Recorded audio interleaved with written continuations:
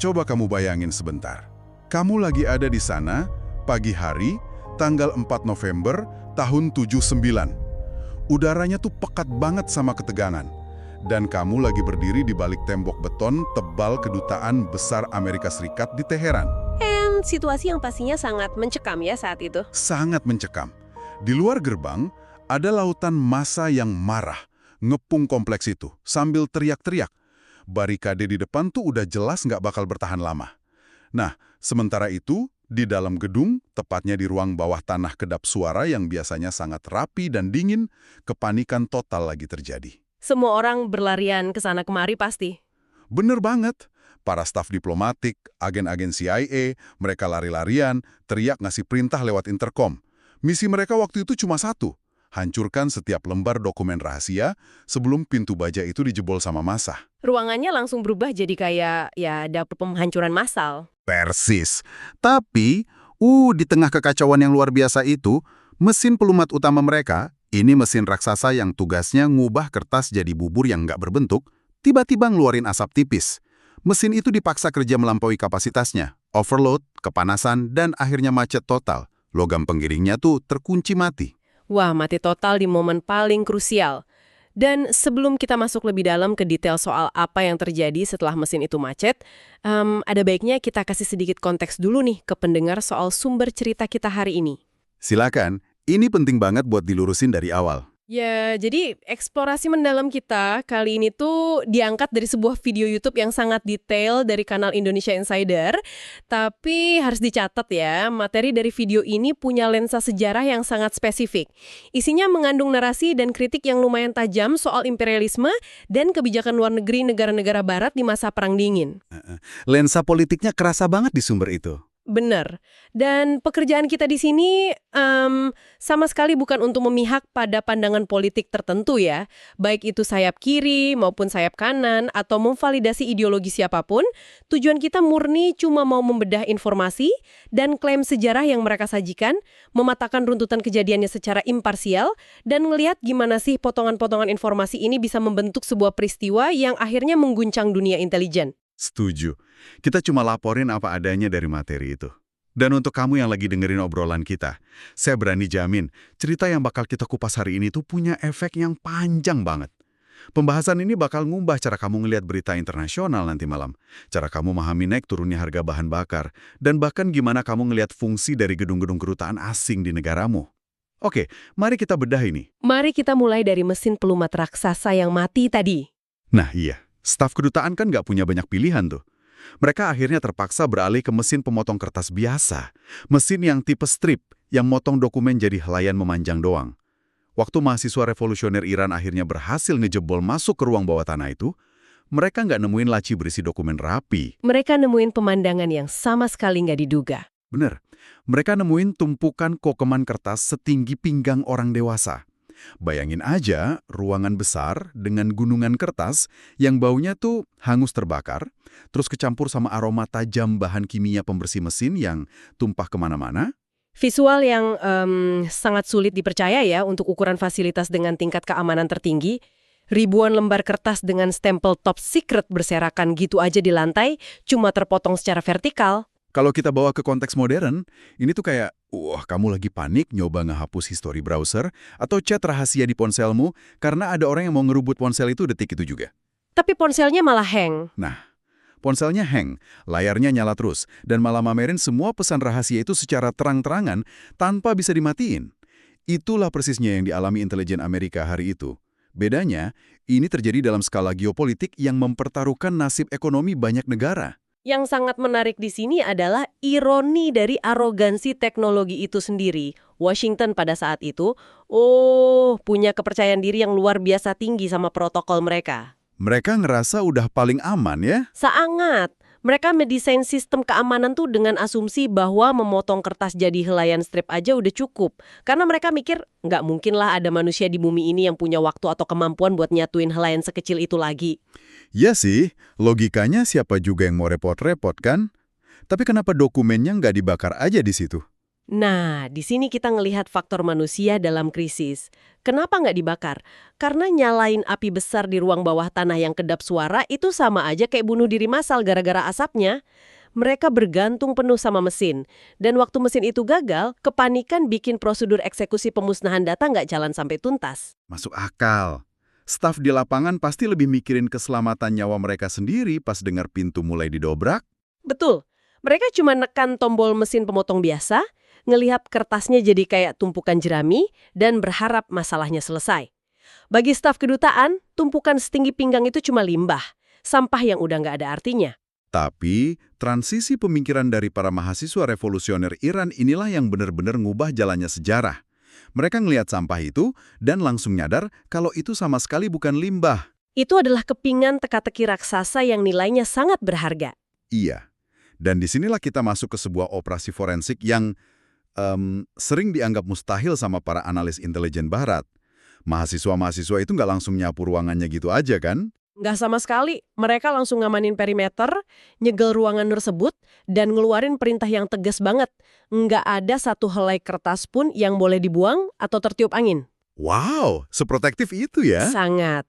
Mereka masukin setiap potongan kertas sekecil apapun itu ke dalam puluhan karung plastik besar dengan super hati-hati. Cara mereka mecahin teka-teki jutaan potongan ini tuh sungguh di luar nalar sih menurutku. Maksudnya, mereka kan nggak punya superkomputer atau algoritma AI buat mindai dan nyocokin pola kayak zaman sekarang. Jadi siapa coba yang mereka panggil? Siapa? Mereka manggil sekelompok perempuan lokal. Perempuan-perempuan yang kerjaannya adalah penenun karpet tradisional Persia. Nah, ini dia kuncinya. Awalnya kedengaran gila kan, kenapa harus penenun karpet? Iya, kenapa nggak ahli matematika atau ilmuwan gitu? Karena menyusun karpet Persia itu pada dasarnya adalah seni memecahkan algoritma visual yang sangat kompleks. Para penenun ini punya keahlian kognitif tingkat tinggi dalam mengenalin pola rumit di ribuan benang sutra. Oh, oke. Jadi mata mereka udah terlatih banget ya? Benar. Mereka udah kebiasaan megang gambaran geometris yang masif di dalam kepala mereka sambil fokus ke satu titik benang yang kecil. Mahasiswa nyadar kalau keahlian spasial dan visual inilah yang dibutuhin. Jadi ini bukan soal seberapa pinter mereka secara akademik. Tepat. Menyusun kembali dokumen rahasia ini tuh nggak butuh gelar sarjana politik, ini butuh ketelitian ekstrim yang udah mendarah daging di diri para penenun tersebut. Tapi aku nyoba ngebayangin proses fisiknya ya. Karung-karung yang isinya jutaan potongan kertas itu kan nggak mungkin langsung disambung gitu aja. Pasti ada sistem penyaringannya dong. Nggak mungkin asal ambil. Sangat sistematis. Mereka benar-benar ngubah ruangan kedutaan itu jadi semacam pabrik forensik yang beroperasi 24 jam. Langkah pertama yang mereka lakuin sama sekali bukan nyoba baca teksnya. Terus apa yang mereka lakuin? Mereka membedah karakteristik fisik mediumnya. Mereka pakai meja-meja panjang yang dipenuhi wadah plastik kecil. Pertama, mereka misahin potongan berdasarkan warna tinta. Terus, mereka milah lagi berdasarkan ketebalan dan tekstur serat kertasnya. Oh, karena beda lembaga, beda kertasnya ya? Betul. Kertas yang dipakai oleh Departemen Luar Negeri AS itu ternyata punya tekstur dan watermark yang sedikit beda sama kertas khusus yang dipakai CIA. Ah, pinter banget. Jadi mereka jadi identitas fisik kertas itu sebagai panduan dasar. Kalau kertasnya kerasa lebih tebal, masukin ke keranjang A. Kalau tintanya biru, lempar ke keranjang B. Dan proses detailnya nggak berhenti di situ. Iya, aku baca di sumber materi kita tuh mereka bahkan terus-terusan pakai kaca pembesar buat nyocokin potongan huruf. Kayak, misal ada huruf O yang kepotong pas di tengah lengkungannya, mereka bakal nyari pasangan setengah lengkungan itu di tumpukan yang lain. Belum lagi mereka harus ngecek kode warna spesifik di tepi kertas yang biasanya nandain tingkat klasifikasi dokumen itu kan. Ya. Top secret warnanya apa, confidential warnanya apa. Dan kamu tahu nggak apa perekat yang mereka pakai buat nyambungin itu semua? Cuma isolasi transparan berkualitas tinggi. Mereka ngerekat helaian kertas yang lebarnya cuma beberapa milimeter itu murni pakai tangan. Coba bayangin tekanan dari kerjaan itu. Satu kesalahan kecil aja pas nyocokin potongan. Misalnya mereka nggak sengaja gabungin subjek dari satu memo dengan predikat dari memo lain, itu bisa ngerubah seluruh makna laporan intelijensnya. Bahaya banget sih kalau sampai salah konteks. Tapi tunggu dulu. Mari kita mikir sedikit soal situasi di luar ruangan itu. Mereka kan kerja siang dan malam nih, berminggu-minggu, nyipitin mata ngeliatin potongan kertas. Di bawah ancaman yang nyata. Nah, itu dia. Di luar sana, Militer Amerika Serikat sangat mungkin lagi nyiapin operasi militer atau bahkan serangan udara yang bisa datang kapan aja buat ngeratain gedung itu demi ngancurin bukti. Pertanyaannya, kenapa para penenun dan mahasiswa ini rela mempertaruhkan nyawa mereka di dalam sana? Itu pertanyaan yang valid banget.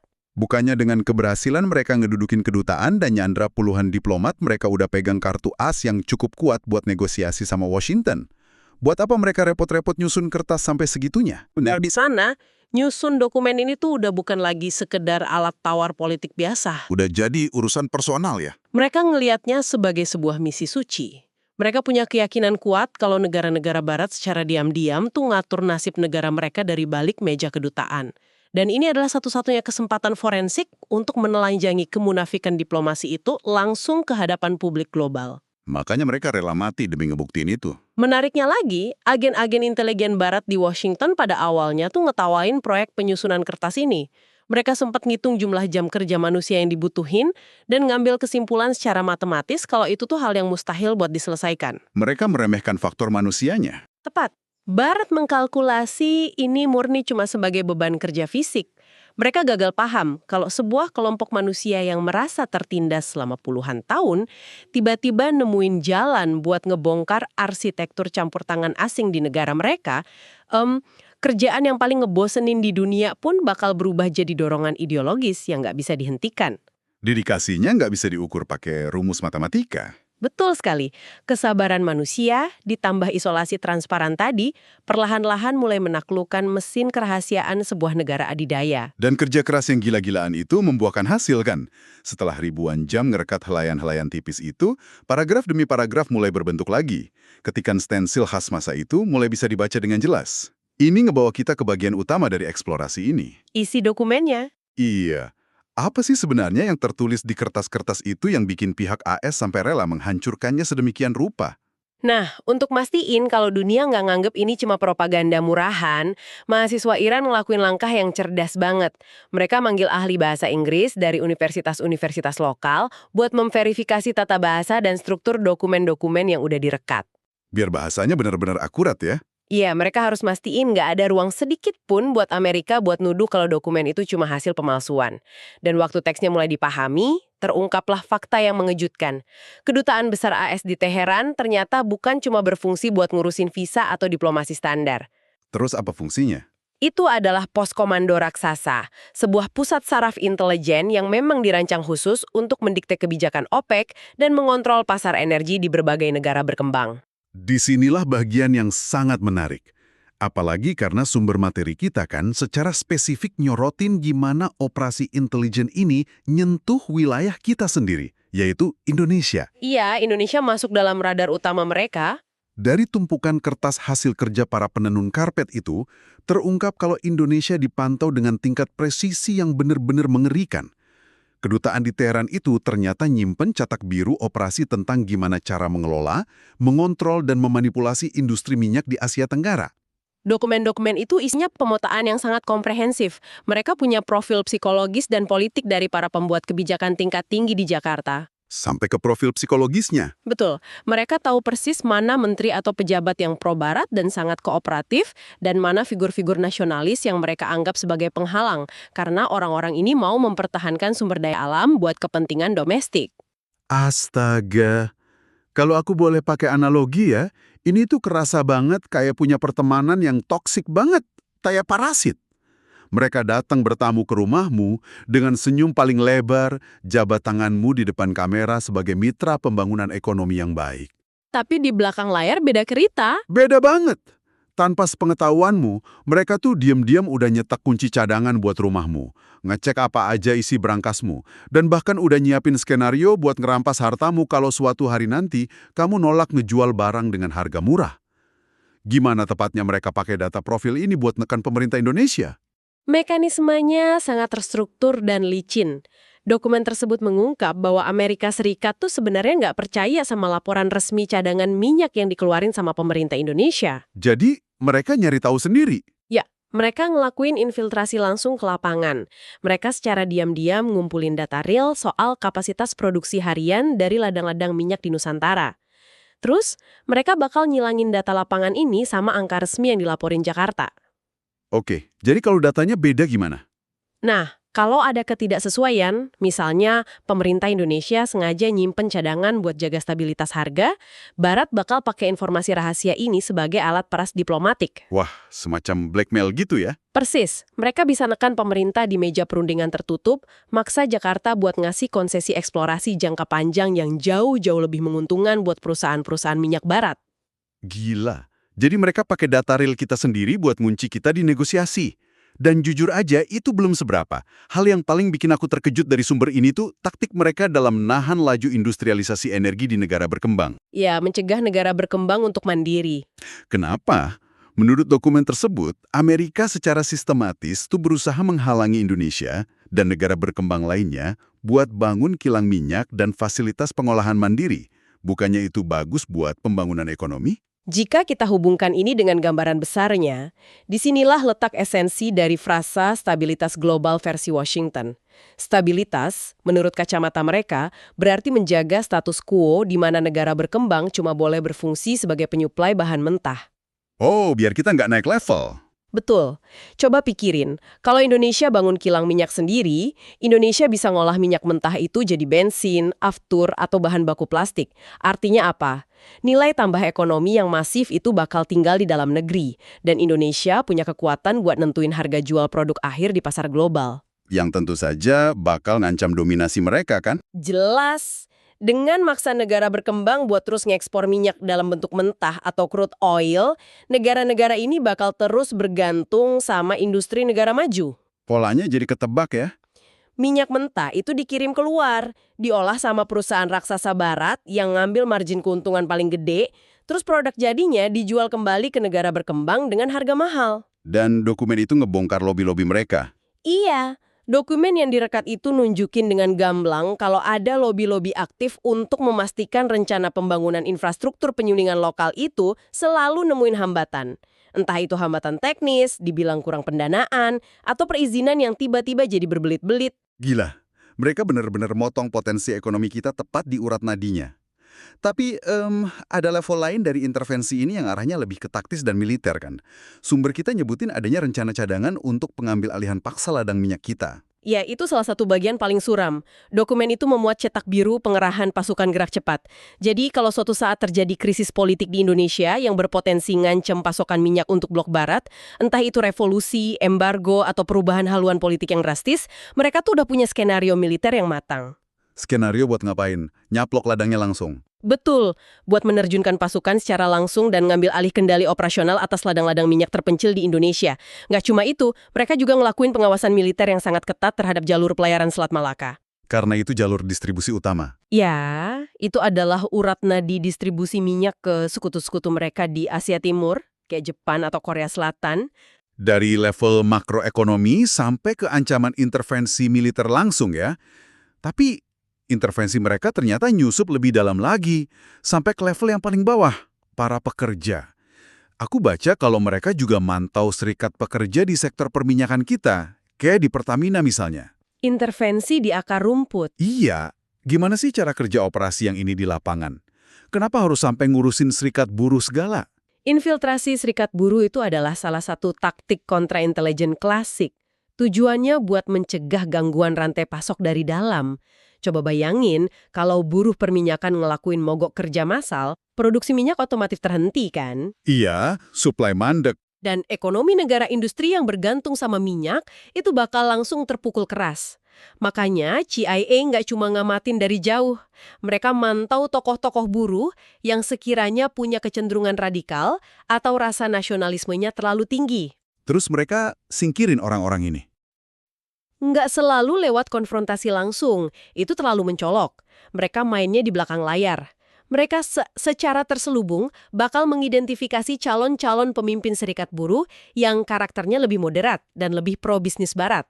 Ah, jadi mereka sokong figur boneka. Tepat, mereka lalu nyalurin dana kampanye atau ngasih dukungan politik secara rahasia, biar orang-orang moderat ini yang menangin pemilihan internal serikat pekerja. Manipulasi yang benar-benar rapi. Para pekerja di lapangan mungkin mikirnya, oh kita lagi ngejalanin proses demokrasi internal yang murni nih. Padahal pilihan-pilihan yang ada di atas meja itu udah dikurasi sama kepentingan asing buat mastiin nggak bakal ada protes yang ganggu aliran minyak ke negara mereka. Skenario yang sangat mulus tanpa harus angkat senjata. Nyadar sedalam apa akar intervensi ini? Dari meja menteri, turun ke kilang, sampai ke pemilihan serikat pabrik, bikin kita ngelihat sejarah pakai kacamata yang sama sekali beda. Dan tentu aja, waktu mahasiswa di Teheran berhasil ngebaca semua rahasia kotor ini, mereka nggak mungkin cuma nyimpen ini di berangkas doang kan? Tentu nggak. Mereka punya agenda besar. Nah, waktu jutaan potongan kertas ini disatuin dan isinya mulai disebar ke dunia, apa sih dampaknya secara nyata terhadap arsitektur intelijen global waktu itu? Dampaknya adalah sebuah gempa tektonik di dunia spionase internasional. Mahasiswa Iran ini nggak cuma manggil wartawan buat sekadar bacain ringkasan dokumennya di konferensi pers, mereka yang ngambil langkah ekstrim yang benar-benar mematikan buat CIA. Langkah ekstrim apa tuh? Mereka nerbitin dokumen-dokumen hasil rekat itu jadi sebuah buku seri yang luar biasa masif, terdiri dari lebih dari 50 volume. 50 volume? Iya. Judulnya Documents from the US Espionage Den, dan buku-buku ini nggak cuma disimpan di perpustakaan eksklusif, volume-volume ini tuh dicetak massal dan dijual dengan harga super murah di trotoar jalanan Tehran, layaknya jual majalah biasa aja, siapa aja bisa belinya. Wah, dan yang bikin CIA benar-benar nggak berkutik adalah format dari buku itu sendiri kan? Sumber materi kita nyebutin kalau di dalam buku tersebut, mahasiswa ini nggak sekedar ngetik ulang teksnya ke komputer atau mesin tik. Enggak, mereka cerdas banget soal pembuktian. Mereka nyetak foto asli dari dokumen yang masih ada jejak isolasi transparannya. Jadi kelihatan tuh tambalannya. Dan di sebelahnya barulah diletakin transkrip ketikan yang rapi biar gampang dibaca. Itu adalah bukti forensik fisik yang sama sekali nggak terbantahkan. Bener. Pemerintah AS nggak bisa ngeluarin siaran pres standar yang cuma bilang, oh itu mah dokumen palsu, buatan musuh. Nggak bisa. Enggak. Karena seluruh dunia bisa ngelihat dengan jelas bekas potongan kertas, strip, dan tata letak huruf yang hancur itu. Kredibilitas Washington benar-benar hancur dalam semalam. Konsekuensi operasionalnya buat mereka itu sangat-sangat parah. Karena nama-nama agen rahasia yang lagi nyamar, nama informan lokal yang kerjasama dengan mereka, alamat safe house, sampai metode komunikasi rahasia. Semuanya tercatat jelas di buku-buku yang dijual bebas di jalanan itu. Gila, kebongkar semua. Sebuah jaringan spionase global yang dibangun pelan-pelan selama puluhan tahun, yang nelan biaya miliaran dolar, itu lumpuh total. Intelijen Amerika terpaksa mengevakuasi dan narik pulang agen-agen mereka di berbagai belahan dunia secara terburu-buru. Termasuk yang di wilayah Asia Tenggara dong. Termasuk Asia Tenggara. Mereka harus cepat-cepat kabur buat ngehindarin resiko ditangkap atau bahkan dieksekusi sama otoritas lokal yang ngerasa dikhianatin setelah baca buku itu. Dan aku yakin secara politik, ini ngasih angin segar yang lumayan kencang buat negara-negara berkembang. Sangat besar. Terbongkarnya dokumen-dokumen ini tuh otomatis jadi amunisi moral dan politik yang luar biasa kuat buat gerakan non-blok. Negara-negara berkembang yang selama ini mungkin cuma punya kecurigaan, kini pegang bukti hitam di atas putih soal gimana taktik eksploitasi dan campur tangan itu dijalanin di negara mereka. Buktinya nyata banget soalnya. Ya, ini memicu semacam gelombang keberanian diplomatik, di mana banyak negara mulai berani nuntut transparansi dalam kontrak-kontrak energi mereka. Bahkan ada yang ngambil langkah agresif untuk menasionalisasi aset-aset sumber daya alam mereka setelah sadar kalau selama ini mereka tuh dicurangin dari dalam. Ada satu ironi kecil namun berdampak gede banget yang nggak bisa aku lupain dari cerita ini. Industri keamanan militer barat yang selalu ngebanggain diri sebagai puncak kecanggihan teknologi era modern, pada akhirnya dipaksa bertekuk lutut dan merevolusi teknologi mereka cuma gara-gara tangan-tangan penenun karpet tradisional Persia. Ironi yang sempurna. Sejak insiden di ruang bawah tanah Teheran itu, Pentagon, CIA, dan seluruh badan intelijen dunia tuh langsung ngebuang semua mesin pemotong tipe strip ke tempat sampah. Mereka dipaksa berinovasi oleh tingkat kesabaran manusia, dan akhirnya beralih ke mesin tipe crosscut yang sering kita kenal sekarang. Mesin yang motong kertas secara vertikal dan horizontal. Nah, iya, yang ngancurin kertas sampai jadi partikel debu sekecil konveti itu loh, biar nggak bisa direkat lagi. Itu adalah monumen dari sebuah pergeseran paradigma. Insiden Teheran ini tuh mendefinisikan ulang konsep jurnalisme investigasi dan melihatin ke dunia bentuk paling awal dari apa yang sekarang kita sebut sebagai kebocoran data massal atau whistleblowing dalam skala geopolitik. Cikal bakal era keterbukaan data ya. Ini ngajarin satu hukum alam yang baru di dunia kontra-intelijen. Kerahasiaan absolut adalah sebuah ilusi yang naif selama masih ada residu fisik yang tertinggal. Sejarah ini ngebuktiin bahwa kedaulatan sejati sebuah negara nggak lagi cuma bertumpu pada berapa banyak tank atau tentara yang jaga perbatasan fisiknya. Terus bertumbuh pada apa? Kedaulatan sangat bergantung pada kapasitas sebuah bangsa buat ngelindungin aliran informasinya, ngejaga kerahasiaan rencana strategisnya, dan punya kemampuan buat ngungkap agenda tersembunyi yang beroperasi di wilayahnya sendiri. Jadi, apa makna dari semua ini? Kalau kita ngambil langkah mundur sedikit dan merenungkan seluruh perjalanan eksplorasi materi kita hari ini tuh bukti nyata bahwa dedikasi, ketelatenan ekstrim, dan dorongan ideologis manusia buat nyari kebenaran selalu mampu nyari celah buat ngalahin teknologi penghancur secanggih apapun. Nggak ada teknologi yang 100% aman dari tekad manusia. Benar. Kita tuh sering banget dengar ungkapan klise kalau narasi sejarah selalu ditulis oleh pihak yang menang perang, oleh negara yang punya anggaran militer tak terbatas. Tapi dari sebuah ruangan bawah tanah yang pengap di Teheran pada tahun 79, kita belajar kalau sejarah juga bisa dibongkar dan ditulis ulang oleh mereka yang punya cukup waktu dan kesabaran untuk menyatukan kembali kepingan-kepingan kertas yang tadinya dianggap cuma sebagai sampah tak berguna. Dan bagi Anda yang lagi mendengarkan, inilah alasannya kenapa pemahaman sejarah semacam ini sangat relevan buat diaplikasikan ke masa kini. Mulai hari ini, setiap kali Anda baca berita soal perjanjian kerjasama energi transnasional, atau dengar polemik tentang desakan lembaga internasional buat nyabut subsidi bahan bakar di negara berkembang, Atau mungkin sekedar ngelihat manuver diplomatik penuh senyum di televisi ya. ya selalu ingatlah tumpukan kertas isolasi di Teheran. Ingatlah bahwa dalam papan catur geopolitik tingkat tinggi, hampir nggak ada inisiatif global yang didorong murni oleh rasa tanpa pamrih. Selalu ada kalkulasi strategis tentang siapa yang ngontrol sumber daya. Dan seringkali agenda yang sesungguhnya itu lagi dijalankan secara senyap di ruang bawah tanah yang nggak bakal pernah kesorot sama kamera. Fakta yang sangat membuka mata sini. Kita diajak untuk nggak lagi naif. Di balik pidato-pidato soal kemitraan, selalu ada mesin kalkulasi yang terus beroperasi, mantau titik-titik lemah kita. Sebagai penutup untuk sesi kita kali ini, saya pengen ninggalin satu pemikiran buat Anda bawa pulang dan renungkan. Jika di tahun 79, helaian kertas selebar beberapa milimeter yang disambung sama isolasi aja udah cukup buat meruntuhkan arsitektur hegemoni global yang begitu masif. Bayangin jejak data digital yang luar biasa gede, kumpulan metadata, komunikasi satelit, rekam jejak finansial yang saat ini lagi ditinggalin sama negara-negara besar di berbagai server terenkripsi di seluruh penjuru dunia. Data-data raksasa itu mungkin saat ini kelihatan cuma kayak kumpulan kode acak yang nggak bisa ditembus. Tapi siapa yang tahu? Siapa tahu ada penenun karpet versi modern kan? Tepat. Mungkin data-data itu saat ini cuma lagi diam berdebu nunggu datangnya para penenun karpet modern di era digital ini yang punya cukup kesabaran untuk menyatukannya kembali ke hadapan publik. Wow, pikiran yang luar biasa provokatif.